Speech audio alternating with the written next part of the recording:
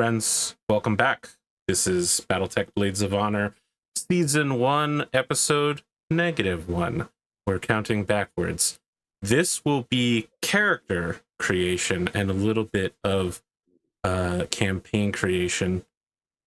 There is a couple pieces of note that I'd like to get done before we start making characters. The first thing is that there are two accepted methods of command and leadership inside of the Draconis Combine that show up constantly in fiction in a way that doesn't show up anywhere. Like, none of the other factions have, like, this is the only way leadership works. Draconis Combine, across authors, across eras, only has two ways. The first is kind of the warlord method that's expected of kind of younger, more aggressive, but also like warlords are expected to have their sword in their left hand at all times, ready to draw it in the name of the coordinator, hard charging, forward moving, completely unyielding, steely-eyed. But it should be noted that that style of leadership, when you make a mistake, you get obliterated. The responsibility falls squarely on you for your failures. So, you know, it's really kind of a junior officer thing, and only people who are lucky enough to never make a mistake can rise through the ranks like that. The other way is the kind of more traditional, more acceptable, fatherly role. The Yakuza use this a lot, but it's also used specifically by the coordinator, so that if he ever makes a mistake, he can just blame it on somebody else in the eyes of the public.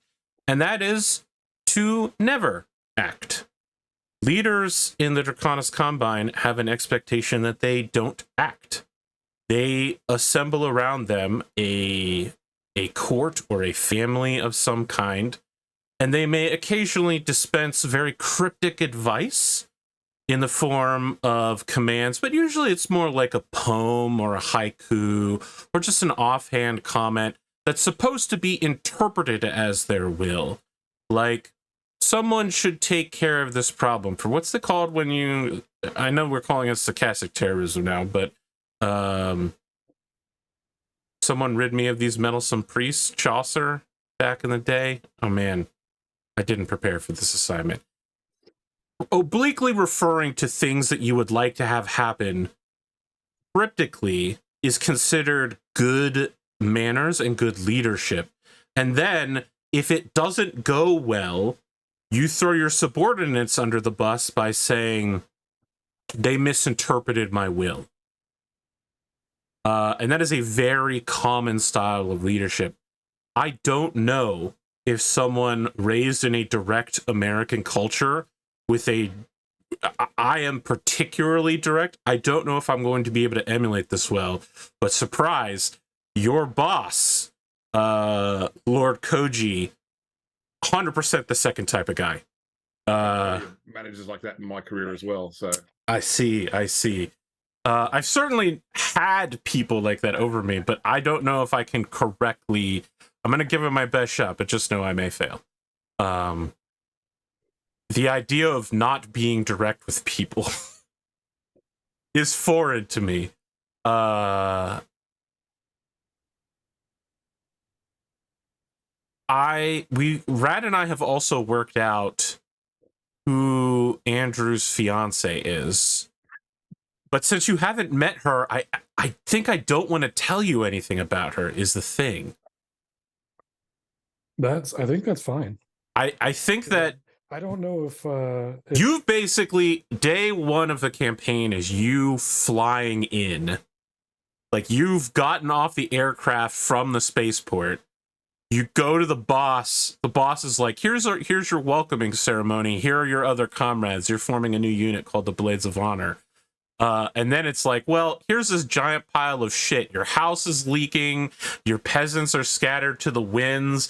You've got these dreams of opening Hollywood Boulevard, and all you've got is bullshit Boulevard. Your fiance is nowhere to be seen. I just want to make the opening days of your life extremely difficult. No, it's understandable. Did anyone have any thoughts in the last 2 weeks that you'd like to share before we get started on functionally putting numbers to a character sheet? I sort of had a look through. Sorry, go ahead, Brad. Nope, you go. I had a quick look through the options, and I think I've got a pretty solid idea in my head of, given the options that are available in character action, which way I'm going to go. Obviously, it can be merged by what other people do as well. But yeah, I'm trying to sort of. So I don't really share, just a statement that I did my homework, Arthur. I appreciate that. I'll be honest. I didn't really do my homework, but I have put a lot of thought into the map. all of my creative energy pretty much went into drawing a map instead of thinking about my house or my character. So I like the map. We have the map on it. The audience can't see it because you've told me that this is a work in progress map. And if I were to, I can show it.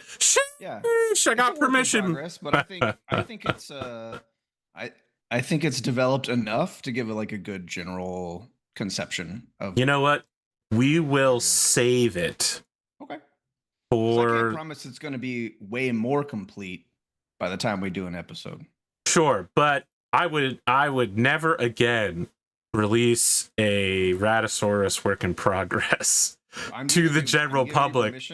Because I'm saying this map will probably forever be a work in progress, so it's okay with me. Whenever you're ready to show it, you can show it in its current state or any future iteration that I give to you. What's the engineering phrase? The most permanent fix is a temporary one. No, I've had a whirlwind like last 2 weeks. So it's been pretty fucked for a lot of us, yeah. Yeah, actually Texas, that heat. Yeah, like heat's been wild, and I started a new job on the 5th, and there's going on. So, nice, yeah. Congratulations. I don't want to do a rad intro. I know we're avoiding that sort of behavior these days on Arthur's channel, but listen. I just wanted to throw out a couple of excuses as to why I hadn't. I don't know that I could stop you from doing a rad intro, but I would point out that they are a key selling point of. I guess that's true. Someone actually left someone's been going through a time of Total Warfare, and they're like, I miss not having the Raddosaurus intros, and I was like, what a comment. I can't do anything about it, but what a comment. So if we'd like to all open our Stars Without Numbers core rulebook first edition, which I think I have pinned. If I haven't, then I have been a greatly negligent game master. Indeed. And also, if you would open the Stars Without Numbers first edition rules alteration. And am I crazy in thinking Andrew, did you make character sheets for us? Yes, I did. Excellent. I think you pinned it. That would be good. That would be good if I had pinned it. Because if I didn't, I'll have to go look for it. And the answer is I did pin it. Yep, I have that open as well. Very well. You will want to make a copy for yourself. So, if you go to it at the bottom, there's already tabs for all three of us. Incredible. I could just fill out my tab, right? I don't need a copy. Each of you can roll 3d6 6 times and assign the numbers in order. So, the first time you roll, that's your strength score. Is that right? Yeah, Tabletop Simulator. Yep, it's up. Password should be AP as always if there is one. I suppose I shouldn't have said that out loud, but I feel like I've said it aloud so many times that.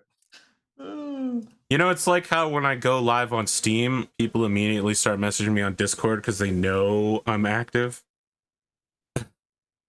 Like one of the best quality of life features for Foundry was the thing that hides your IP address when you're copying it. Oh, interesting. But I don't need that anymore because I run that Foundry private server. Yeah.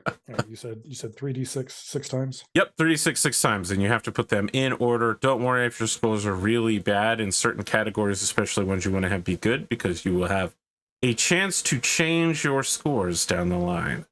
So when you say put them in order, you mean like in the order you roll them, or Yes, in the order you roll them is, so the first time you roll, that's your strength score. The second time you roll, that's your intelligence score, etc.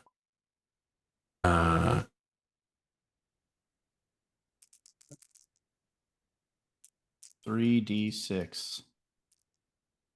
All right, I'm using these green ones right here. What a shock. Yeah. Like trying to click the color constantly, it just tells me you didn't register in time. 8. Bad with an 8 strength. Not good, not good. That's not good? Okay, all right, good to know. On 3d6, 8 is horrible. I got an Wow. Six. Right. You okay, buddy? Doing great. This is all on par, my friend. We're those Texan 666s. I think I got some pretty okay stats for what I rolled. There we go, Rad. There we go. In wisdom of all things. That's great. My wisdom rolled low. 8.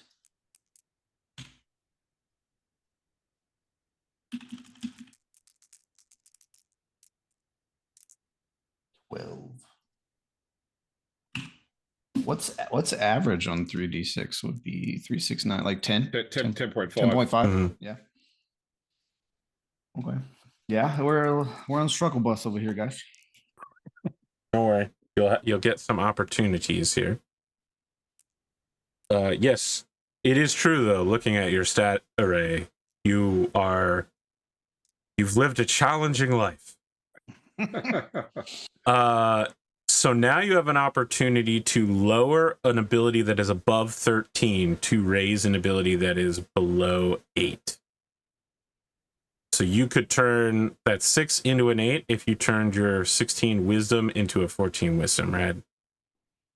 However, you don't have to. Work?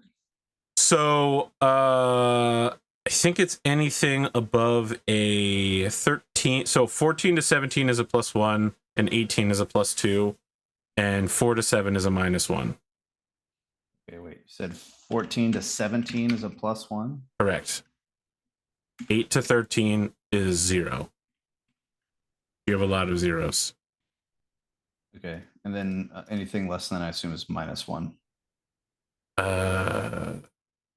Like 3 to 7 is a -1. There you go. Oh, look at you. It did not copy the formatting well, but you have correctly assembled the chart. All right, let's go look over here at Andrew's character sheet. 12, 10, 13, 8, 13 to Jesus, you guys. You got James. I need you to roll some 6s, brother. I know you're busy. I need you to roll some 6s. You can't move any of your stats around right now, Andrew, because none of them are high or low enough. You've gotten that sweet range of pretty average. James over here, 10, 8, 14, 7, 13, 10. So you could lower your... I've already moved. Very well. 16 con, but 5 intelligence. So I moved 3 from con into intelligence to get... wise. All right, so I'll leave the dex higher and the wisdom lower. So next up, you guys are going to be picking your classes. In the book that starts on page 18, you're going to get your choice between expert and warrior. And this will be important because it changes what your class's primary attribute is, depending on which one of these you pick. And each of those classes has 1 or 2 primary stats. For instance, a warrior has strength and dexterity. If you become a warrior, you can replace one of those 2 stats with a 14. So if your strength is bad, but you still want to be a warrior, you can swap it for a 14 when you become one.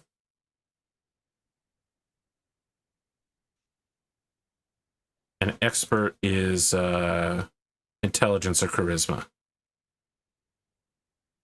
Why does expert seem so much better? Expert levels very quickly, but warriors can literally choose to not die. So I'm going to go with warrior for me. Yeah, I was kind of looking over everything, and I think warrior is where my character is going to end up.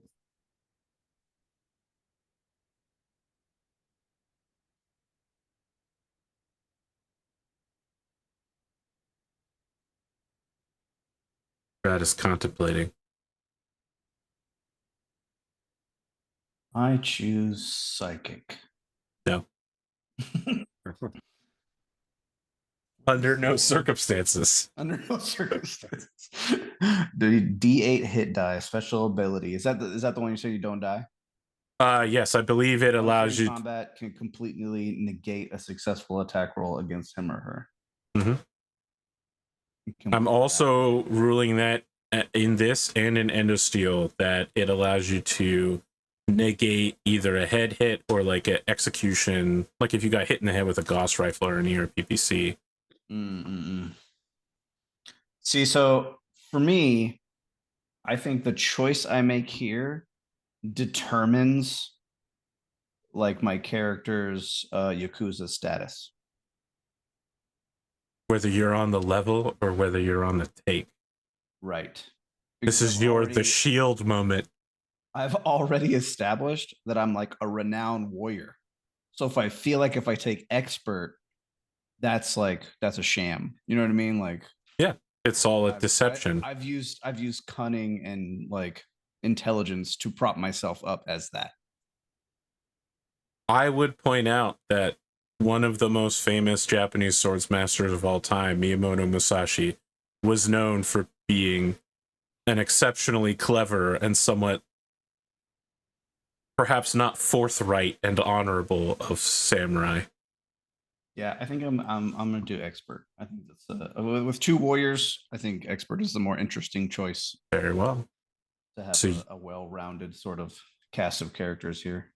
You can replace your intelligence or charisma with a 14. Intelligence or charisma.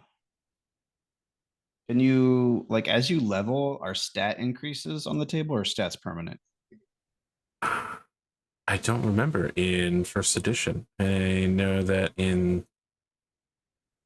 so I do know that character advancement is on like page 50 something, and I will go check. Yeah, let me go let my dogs in. 1 second. Don't ring the doorbell again.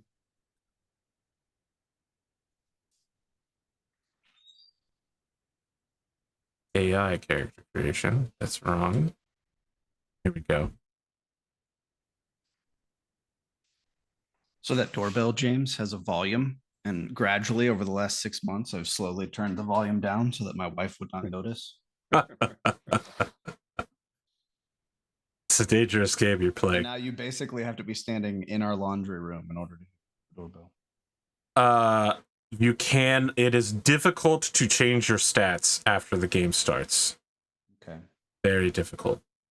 Well, my charisma's already, but it's difficult, but not impossible. Not impossible. You know, I'm not usually big on playing. Requires substantial GM bribes. It will. It requires equipment rather than XP. You can't use XP. Maybe a bodily health. Yeah, you would need some sort of item, you know. So like to get my charisma increased, I could get like veneers, like get my teeth ground. Yeah, of course. Or you could get the Kenneth Cross, How to Make Friends and yeah, win people over. Or it's legendary. No one can ever find it in stock because. Well, my charisma's already a 12. A 12. Both are a 0 modifier, so it's correct. If you put your 14 in intelligence, your intelligence will be a +1. Yeah, I think I'll probably do that. Okay. Each of you will get a background option, but you will also get a second background option. So all of where you could like swap stats. This is the stat swapping right here. Is you can swap a stat to 14. Okay. Sorry, I didn't mean to interrupt. Each of you will get the noble background package, and then you'll also get an additional one to represent your character being better than normal. So it should be noted, skill combat primitive is the skill needed to use a sword, which noble gives you. And So you also get eventually, don't you, an expert, like a training package from your. yes, but we're just doing background packages first. Okay.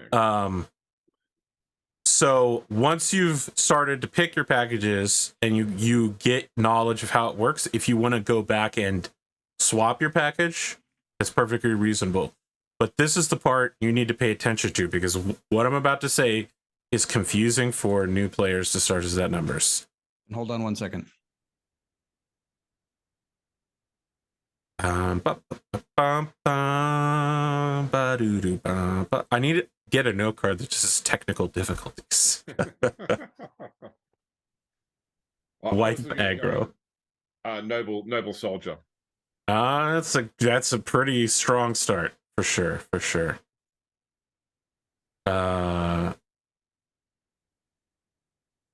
You get multiple instances of culture Valentina as well.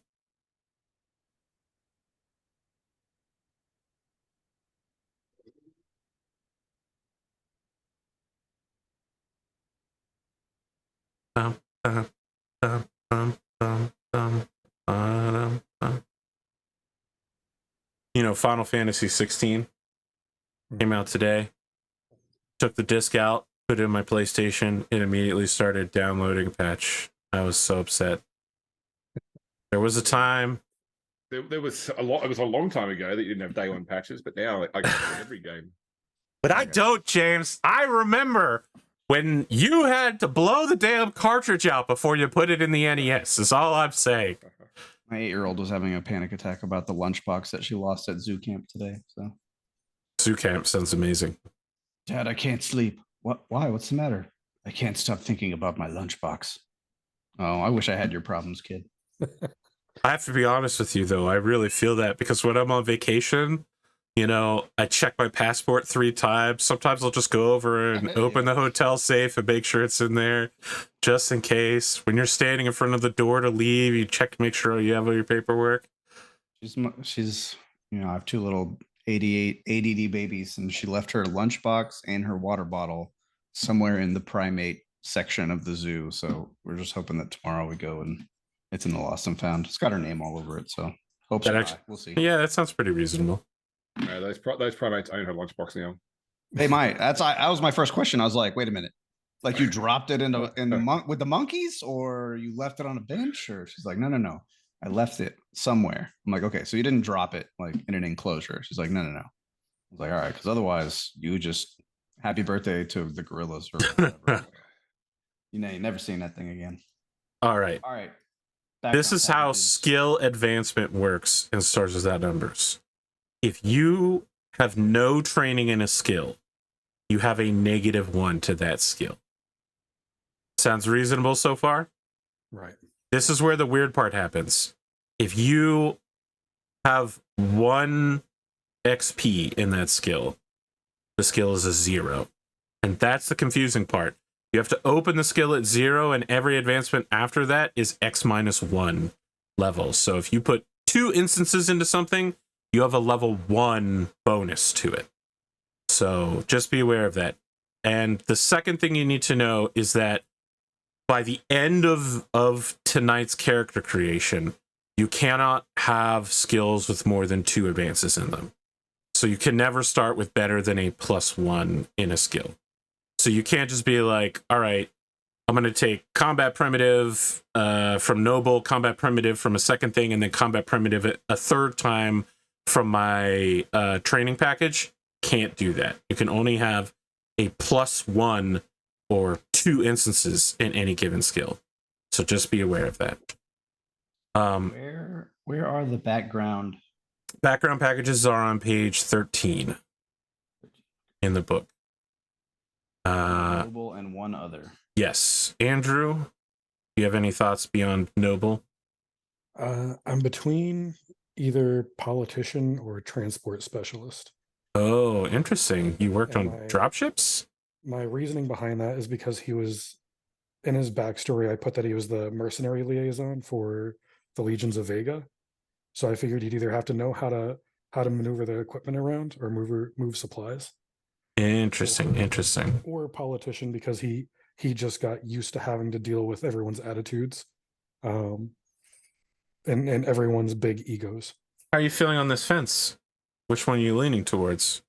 I'm not sure. James, I'm going to just make a long shot assumption here. For some reason, I thought you were going to take Urchin. You did, in fact, take Soldier, didn't you? Not that I have any argument with that. It's just for some reason I had in my mind that you were taking Urchin because your backstory was orphan, but soldier totally makes sense. Yeah, it wasn't like, cast off onto the street. It was more like, handed over to the military at a young age. For those that have made their pick, you can go to your class and pick a training package, which will give you a large additional number of skills. Yes, I've already decided that I want my training package to be mercenary. You are a warrior mercenary. Very well. I'm going with commando. Ah, Let me interesting. ask you a question. So, as a expert, am I doomed to be bad at combat? No. Or by choosing like different packages, can I make myself like? You can make an expert that's good. So, as a noble, you get combat primitive. So that means you're good with swords. Combat primitive is like weapons that would have served you from 0 AD to 1900. Let's see here. A soldier or anything combat related will give you combat projectile. I think there's probably some that have like combat energy as well for like energy rifles. Okay. You don't really have a good dexterity score, I think. But I would definitely say laser rifles are the best for you because you can fire them in bursts and it gives you an extra chance to hit. Which also makes sense because laser rifles are also fairly accurate in Battletech. So nothing about the combat skills applies to mech combat, though, is it? It's all about individual combat. Yep. But lasers actually, I thought lasers don't really become that common until post-clan invasion. We are very close to the starting of the clan invasion, but you're also nobles, so you have access. It's not that they're uncommon. I used to think that they were fairly uncommon in the Battletech universe, and someone sent me a lengthy essay on why the Oath of Endosteel boys should be able to have them in the 3030s. They're like, look here, all of these source books say that while they are rare, these people are rich, so they could afford to buy a laser pistol, which I believe is how Lachlan ended up with a laser pistol.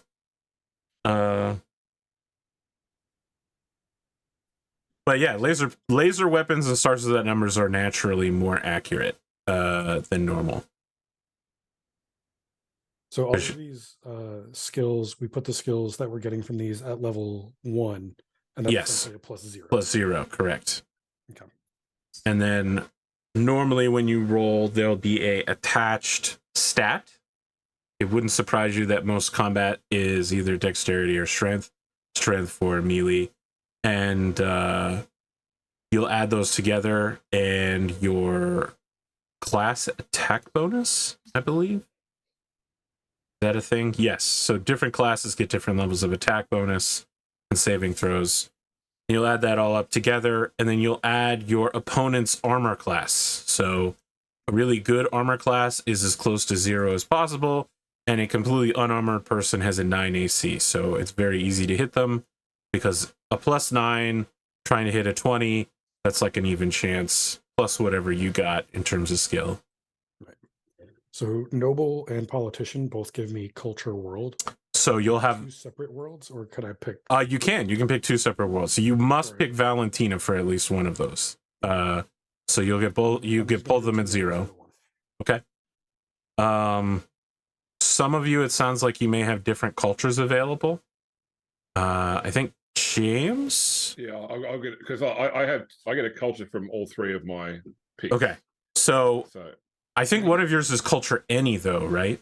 It's culture any. So 2 culture world, 1 culture any. So I was thinking for culture any because you've listed that great houses can be a culture. So I think growing up like indoctrinated, I'd put culture Kurita if that's okay. Okay, that means that you have knowledge and indeed can call upon the resources of Kurita and nobility.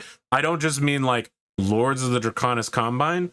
You have some contact with a, like a son of a cousin of, the current coordinator sort of deal. Someone who's 800th in line. That may end up being completely useless or exceedingly important. You can also use that to call people to your aid. You can essentially be like, hey, I'd like to see if someone is available from my culture. For Rad, if you're going Yakuza, having culture Yakuza would pretty much be completely necessary. You get all of the skills listed? Yes. Okay. And we're picking one training package, is that correct? Yes, you get one training package. Did you pick a background? Yeah. Yes. Yeah. Yes. What is it? Priest. Had a phone call. Priest? Uh-huh. That's very interesting. I thought you might think that was interesting. Can I ask what religion your religion skill is in? So Good what did on. we talk about before? Is it Shinto? Oh, you like the legend of Enma the Teeth Puller, the Judge of Hell. yeah. Yes, the Yeah, Reformer. I think I'm going for kind of like a paladin-y, like sort of situation. So you really are going for like both sides of the... Okay, so the story of Enma is extremely complicated for those at home. Yeah. And I don't think I can explain it quickly. But it should be noted that Enma is actually secretly one of the Buddhas, who's basically said, I will not ascend to, the highest plane of existence until everyone else is saved. And so they go undercover in hell as Enma the Teeth Puller. And, they torture the hell out of people, but it's to move them along so that they finish their... I'm not going to explain this well, but, finish their karmic retribution and then move on to the next life so that they have another shot at ascending. So Enma is like Batman in some way. It's someone who's constantly like going undercover, swapping in and out, living a double life. Interesting. I do like the idea that you're some sort of street priest on top of like doling out street justice. And Right, your that's training kinda what I'm package? going for. Criminal. Criminal, of course. You have culture criminal, which I'll just take as culture Yakuza as well. That's Yeah. kinda what I was thinking, yeah. So I'm doing mean- numbers here, but I know they're not right. I'm just You also have the gambling skill. Extremely important. so combat. And great news, you can use your criminal skill at the end of the year to help you run your businesses Nice. illegally. That is my plan.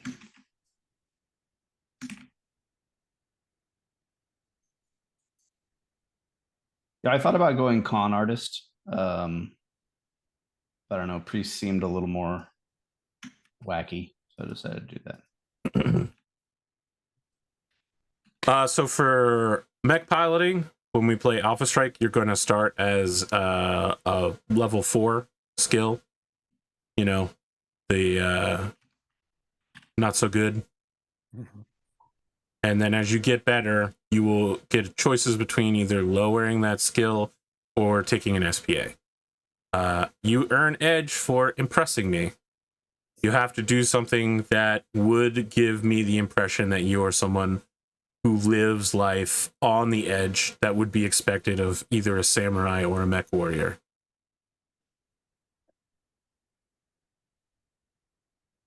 You have to do it like Shadowrun. There's plenty of items, plenty of weapons. I don't think that we need to go into that right now. I don't know that it's that useful. Given that you are nobles, to some extent, most weaponry and items are easily on the table for you. Like, I'm never going to be like, you don't have enough money to buy a pistol. No, you've probably got dozens back home in a really nice armory, and sometimes you take them all out and put them on your back porch and take a picture of you going next to your giant pile of guns. Sorry, I'm American, so it's just something we do. You got a trucker baseball cap with an American flag and dark sunglasses while you're doing it as well. Okay, question. Yes. So over here in the skills, I've under level, I believe if I understood you correctly, I've put one higher than what I actually have, right? So Yeah, if you I can't have you can't have a 3 Culture World- persuasion. If I have Culture World 2, or if I have 2 instances of it, You have that a means plus I've 1 to gone it. from -1 to 0 to 1, right? Is that Correct. You So also all of the can't have a numbers I level. Yes, you all the can't have a numbers I level show- 3 in persuade. Are all so if I have 3 instances of persuade, then You can only have 2, right? You can only have a maximum of 2 instances. So does that mean one of them is wasted? Yes. Oh, that's kind of a bummer. Rads, no. Well, I would point out normally you don't get 2 background packages. That's why. Oh, okay. Okay. No, it would normally be impossible to do this. I see.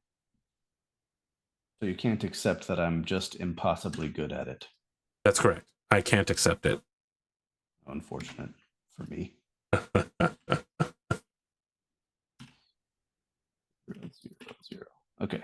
That should more or less wrap up the technical portion of character creation, unless anyone has any questions in that regard.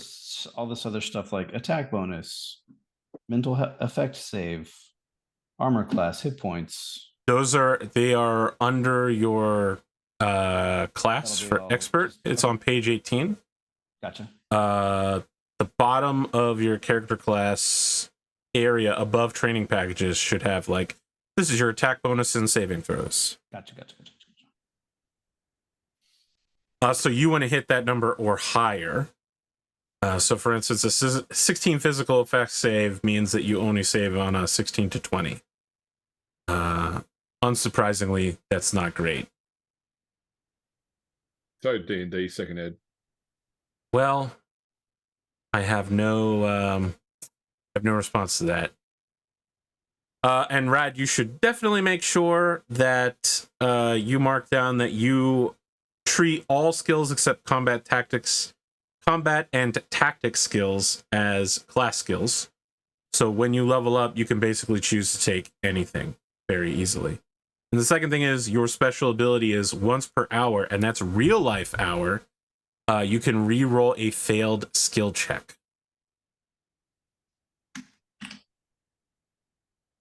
Although given that we only play for 2 hours instead of 4, it's somewhat less useful. It's still very useful, but not as useful. So if he needs to reroll a skill check, he just has to argue with you for an hour. Yes, that definitely sounds like something I would let fly. Boy, you really got me on that one. You're just What is the mastered disciplines?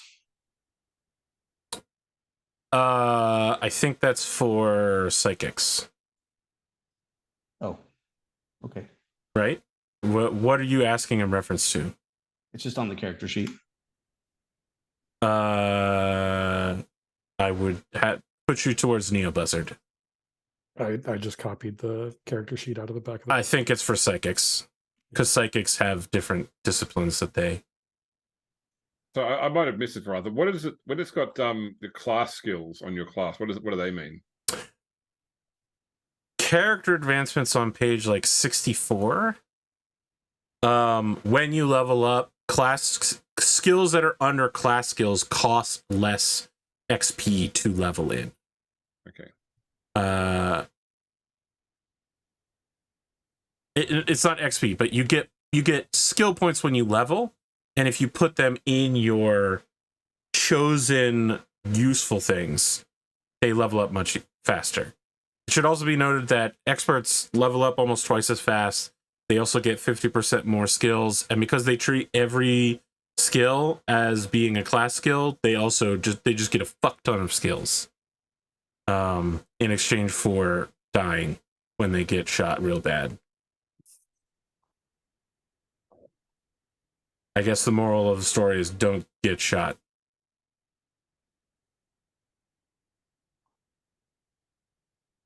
Rad is nodding. Just don't get shot real bad. Real bad, yeah. Regular As long shot, as your okay, hit fine. points are above 0 by the time the shooting and stabbing has ended, I guess you're fine. Yeah. With my intelligence, I should just be smart enough to make sure other people around me get shot. I mean, you got 2 warriors in your party. You can make it happen. But no psychics. No. What do you want from me? Which is the real tragedy. Oh, I'm sorry that I didn't make the somewhat questionable canonicity of Battletech psychics move forward. So on my sheet, I've written the level of the skill as a 0 or a 1. I see Andrew's written it as a 1 or a 2. How would you prefer it represented, Arthur? What's easier for you? I think whatever works for you guys. I probably won't be sticking my nose in your character sheets too often. You know, whatever works for you is what works. If your skill number sounds really high, I'll probably ask you to explain it, and we'll discover the discrepancies there. So, like, if it's level... No, I'm confused again. If it's level 1... If you have 1 point in it, your skill level is a 0. But if we have 2 points in it... It's a +1. You're starting at a -1. So when you have one skill, yeah. you add Okay. add your Like skill this to episode, -1. -1. So your starting level is -1. Mm-hmm. Mm-hmm. Okay. What is a steward? I have a skill in steward, and I don't know what For that taking is. care of your house. Okay. It's literally the management of an estate. Ironic that you, the one with the destroyed estate, are actually good at estate management.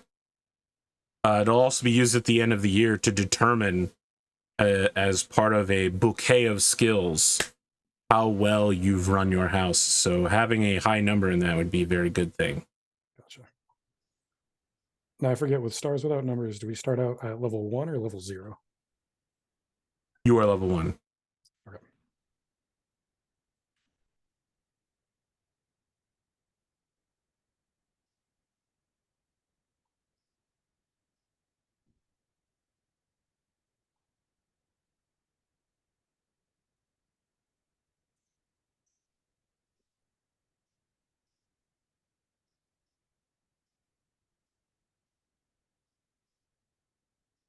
I think I'm sorted. Okay. Is there any sort of, like, in terms of, I can see you've got hit dice. Is it like D&D is in roll that amount, or is it like first level, get maximum? Or how does it work? And Stars Without Numbers for Sedition, every level you add your new hit die and you re-roll all of your hit die every time.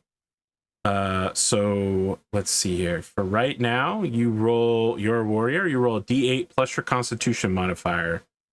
And that is the amount of hit points you have. I have 6. Okay. So when you level, you will roll 2d8 plus twice your constitution. And if that is lower than what you currently have, you keep the same number that you currently have. Okay. So there are really 2 ways hit points advance, either kind of a steady linear curve, or you quickly jump up to an absurd number and then you remain there for 2 or 3 levels,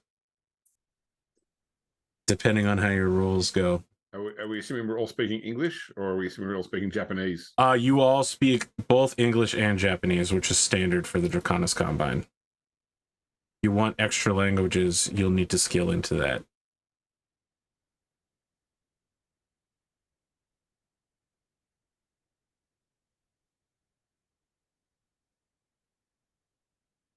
What'd you say? Our current roll a d6 for our current hit die? For you as a expert, yes, you roll a d6. Yeah. What was it for warrior? D8. D8. You know, Rad, it was a Landed on 6. and I'm I gonna let you accidentally keep the pressed button 6. again. I'm gonna let you keep the. I saw it happen. want you to I know was that. about to say something. I was in the process. I saw that 6. It was flat on the ground, and then it hopped back up. I was like, "Is this guy insane?" No, I accidentally pushed the button one more time than intended. Andrew, how about you in hit points? How you doing? I rolled a 5. Well, that ain't bad. What's my current PP? 0, because you're not a psychic and you never will be. All right, I'm just gonna delete that so it doesn't confuse me in the future. That's very wise. There aren't many people who ask me about their PP. What is my current PP?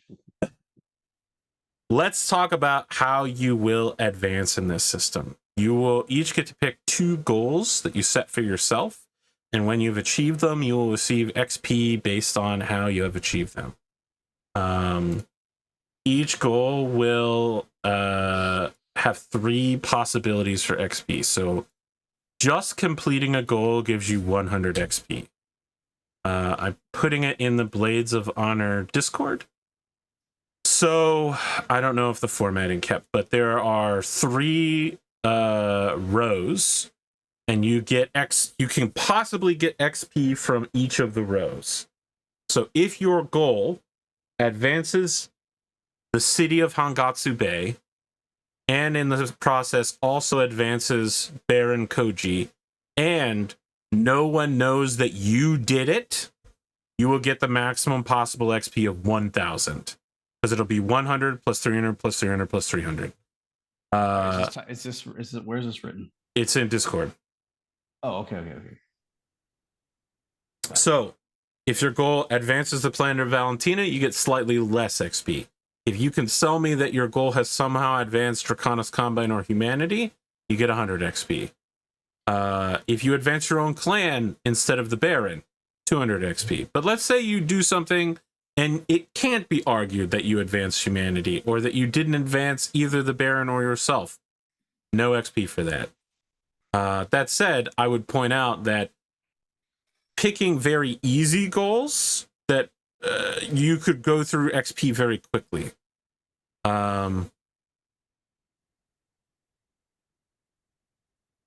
Are there character goals, any 1 or 2 character goals, that you all would like going into the first real session?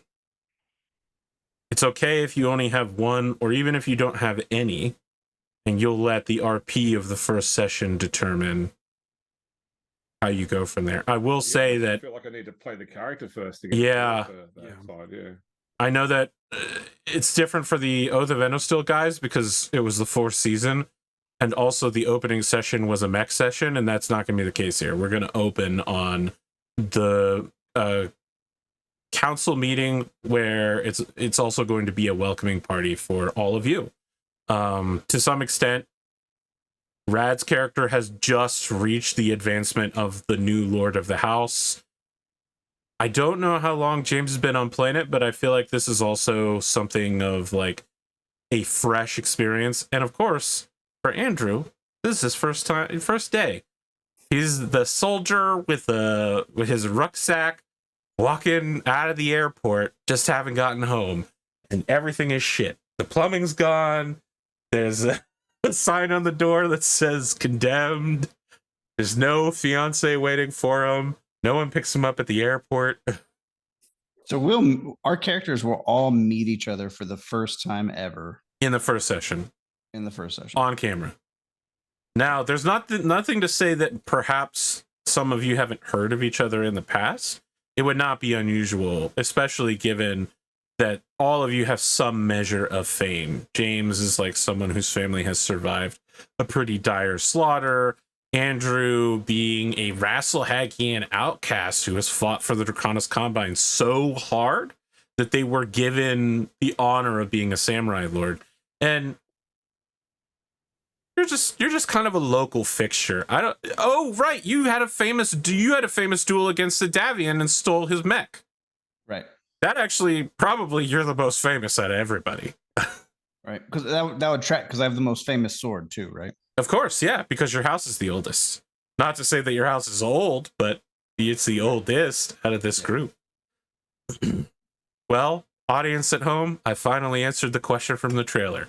Who are the Blades of Honor? We found out here.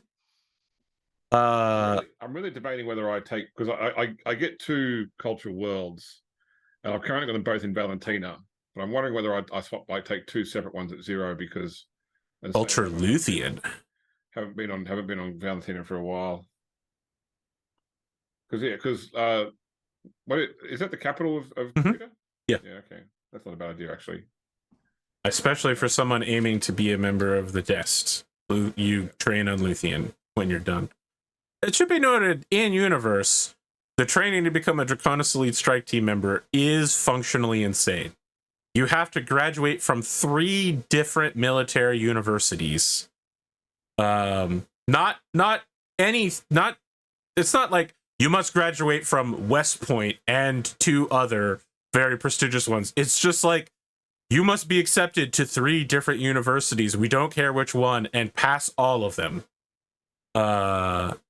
In the same way that Starship Troopers was like, you must become a general, and then also you have to go back and start as a spaceman and make your way up to admiral if you want to become a sky marshal or whatever it's called. And I was like, I don't know many generals that want to become a rated spacer. You know what I mean? You're probably in your 50s.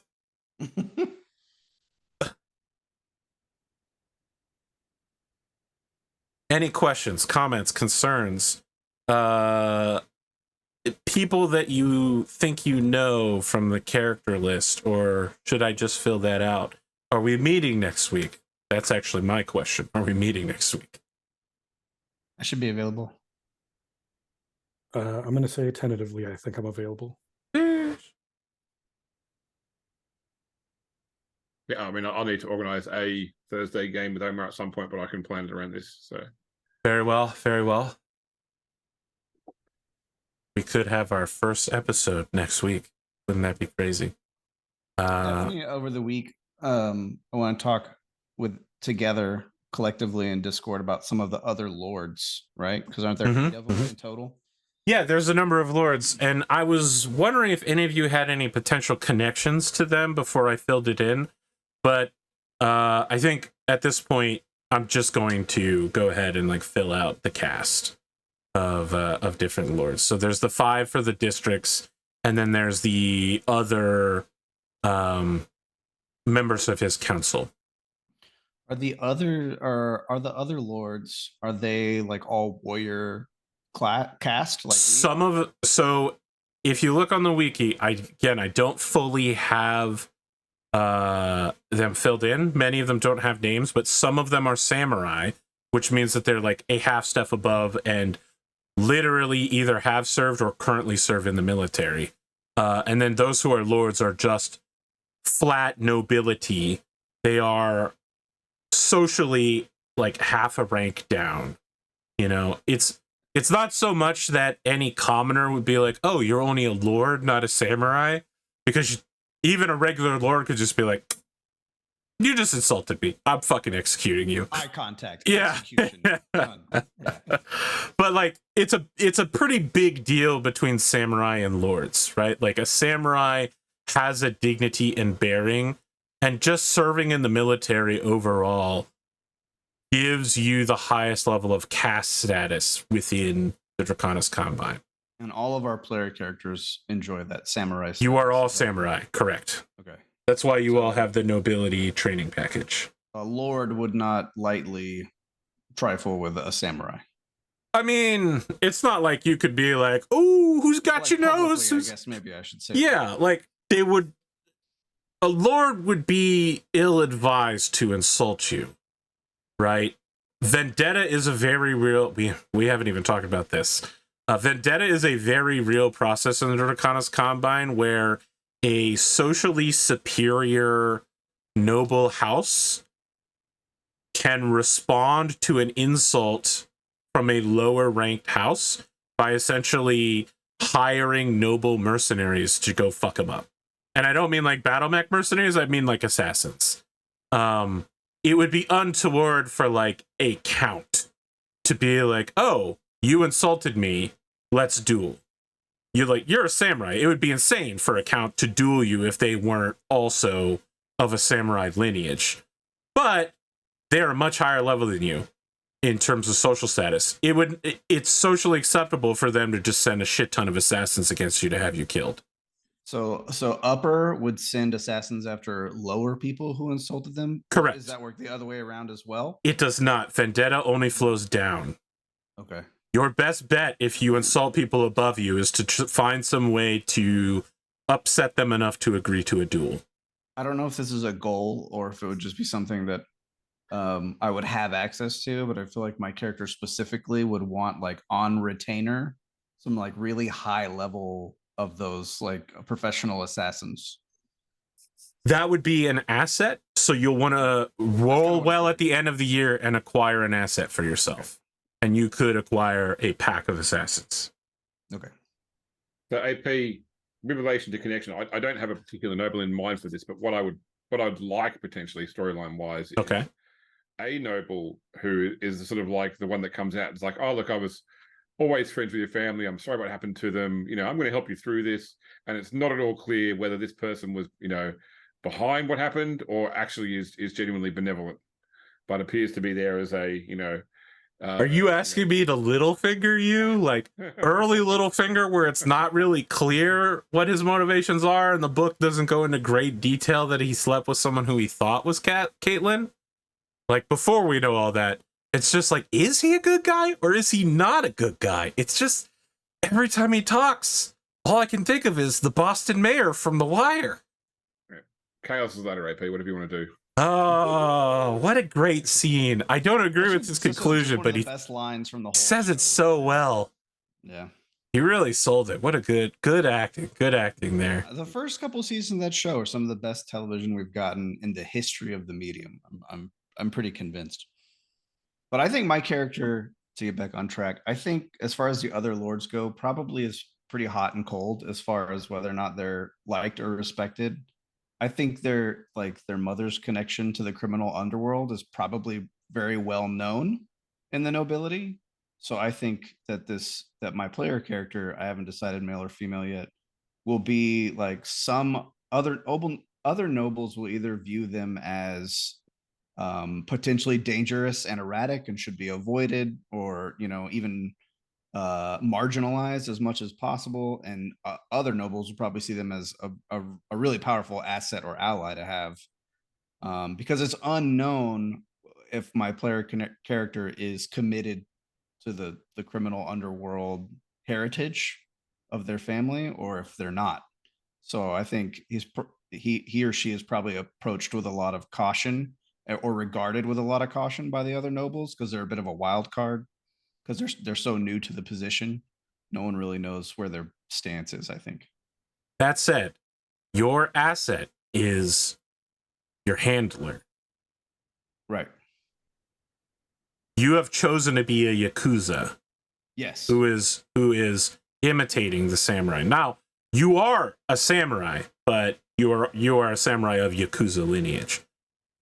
Where does your handler stand now? Is your handler your mom, trying to make sure that you do what you need to for the Yakuza to succeed in their business and be the shadow government?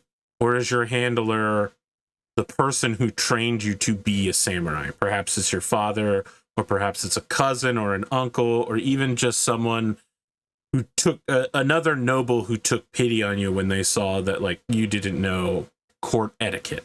You had been raised as a gangster kid, and they wanted to make sure that you wouldn't embarrass the court of Clan Nosagi by showing up and just being like, I don't know when to talk. How do you sit? I don't know. So originally when we had talked about it, my mech tech was the handler. Yes. And they were Yakuza. They were not like a noble per se. Is that what you're asking? Like, yeah, I mean, my note here says handler is the opposite. If I am a cop, they are. Okay. But I want to clarify now, because you have strongly picked to be a Yakuza who is trying to live a samurai life. Is your handler still a Yakuza then? Is it possible to be a Yakuza for good, right? That's the question I think my character grapples with. I mean, the Yakuza don't see themselves as evil. They see themselves as necessary. it should be noted that Yakuza and Ninja both trace their lineage from rampaging samurai, leaving whole villages without any food or resources at all. And they were farmers who used farming tools to form self-defense gangs. Ninjas would, strike in the middle of the night, and the Yakuza rose up in the same way that the American Italian mafia did, right? It was people who were being stomped on racially or culturally, and the police wouldn't go to those areas and help them. So somebody internally had to do that. And those people needed funding. How do you get funding? You go to the businesses. And now you have this cyclical, the future Yakuza work exactly the same way as the Yakuza in the current times. The police aren't coming here. They don't care about you. ACAB 1312. The Yakuza, if you need something done, if some punk ass kids are breaking your windows, you let us know. We'll replace the windows for free, and we'll make sure the kids don't come back here. But also, when the time comes, you owe us. We need that envelope full of money. Right. So you're going to be playing this character. So let me give you an idea, and then let me also ask you what you think would be more interesting. So basically, like an old samurai mentor, right, committed to the ideals of nobility, keeping me on track. Or you have like a Yakuza mentor, right, which is guiding my character through the ins and outs of Yakuza life and what's proper and what's not, what gets you killed and what doesn't. And then my third idea is a spiritual mentor from like whatever temple that they're. I definitely like this one the best.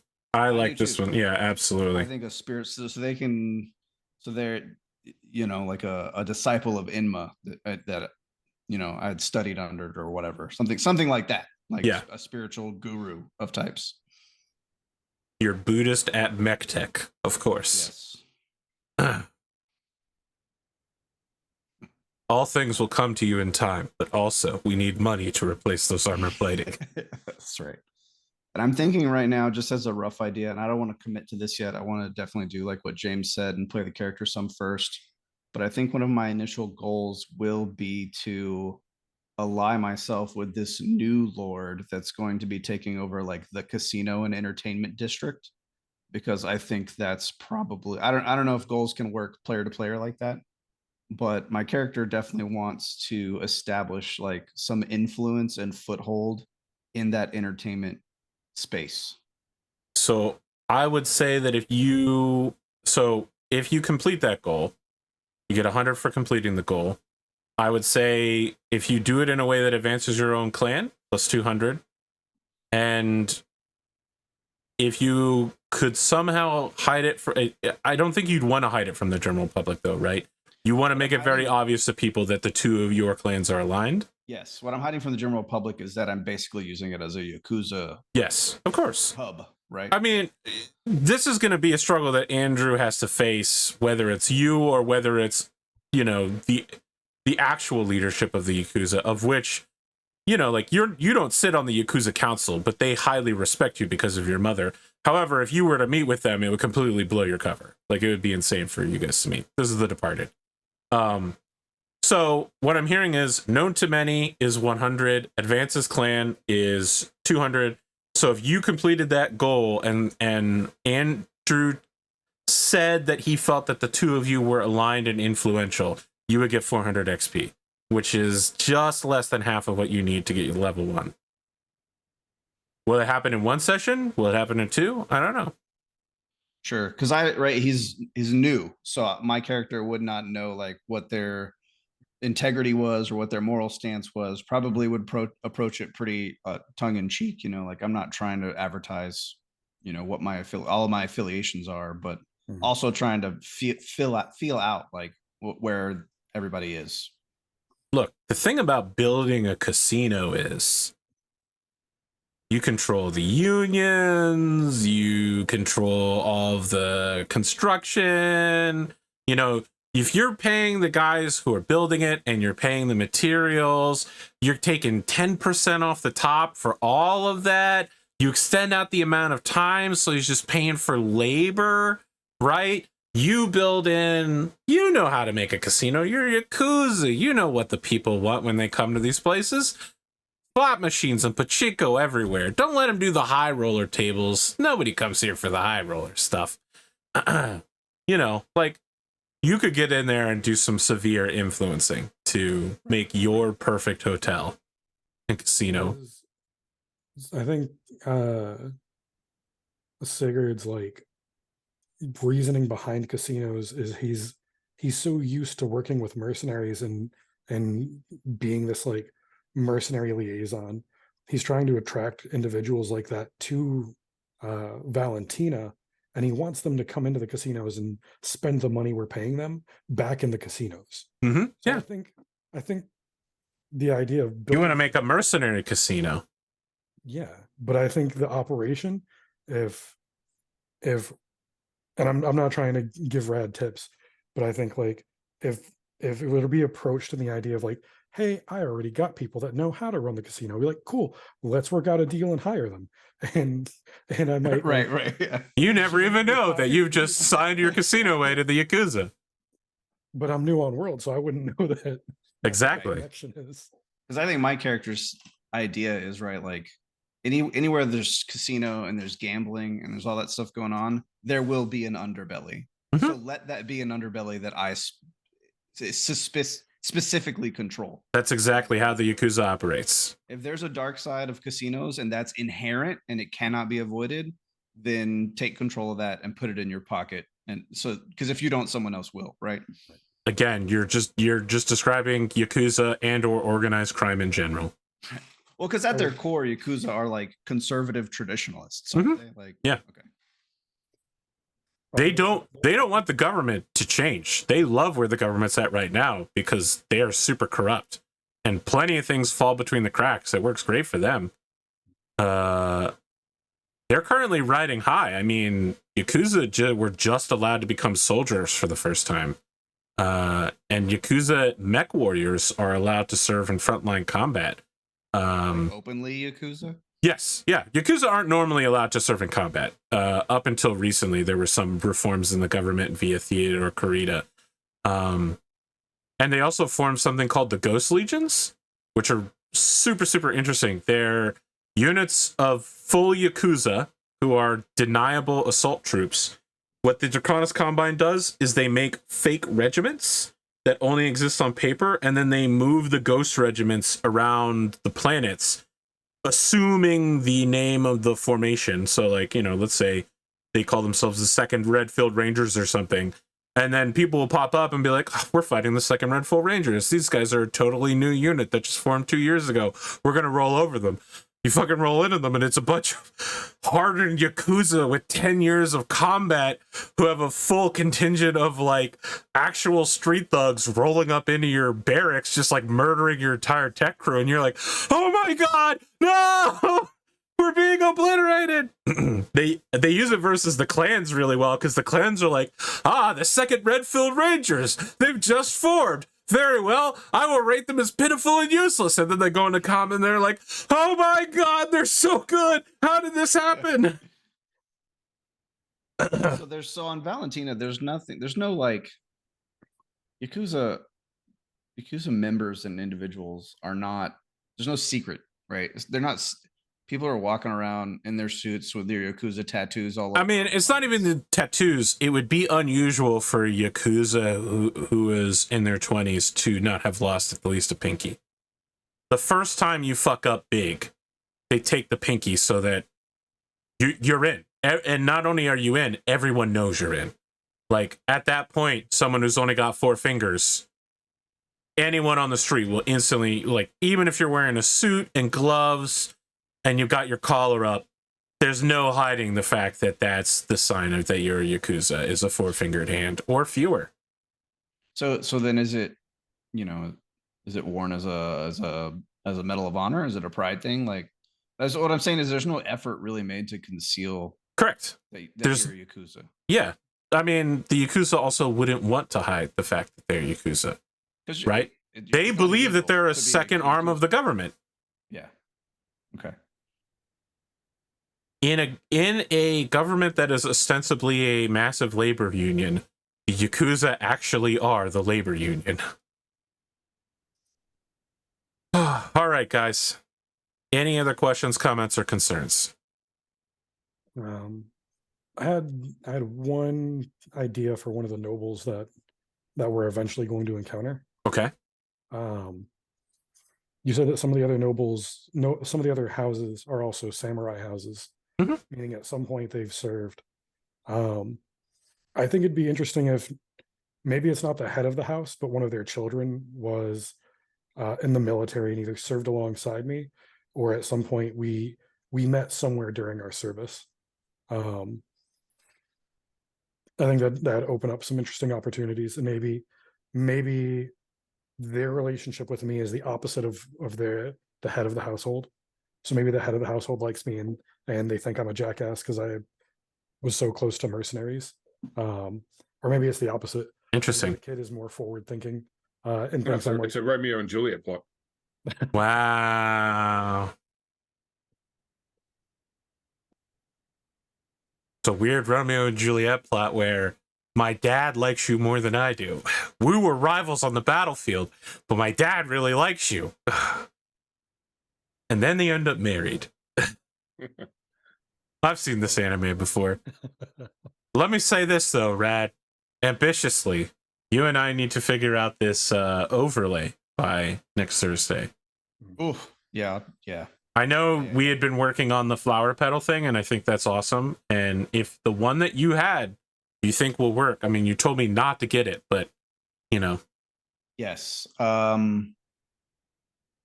Yes. We have most of an Endosteel overlay, so I really don't think it will take much. I don't want to say it's like a no effort thing, but I feel like with some minor changes in the flower petal, we can really make this work. I think we might end up having to start with a non-animated version, but Sure. I don't think it'll take long to get to the animated version. I just want to make sure that neither you nor I forget that we need an overlay by next Thursday. You are right. Yes, it should not be problematic. Very well. Did you like thumbnail? Everybody likes the thumbnail. I like the thumbnail. Okay. I like both of the versions of the thumbnail. Probably I whipped it together pretty rapidly, but I was pretty happy with how it turned out. it's we're talking about the Panther, right? With the handout. Yeah, looks good.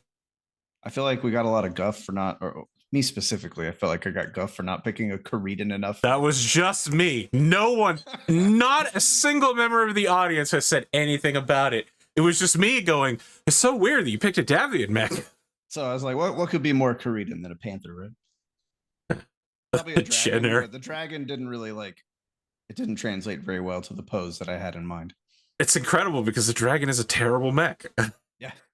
It's just so bad. All right. That's it for us. It's super late here. So we'll be back when we'll be back, audience, and we'll have a first episode. We're going to open on a council meeting with some drama and excitement, and it sounds like everybody here has some direction to go in.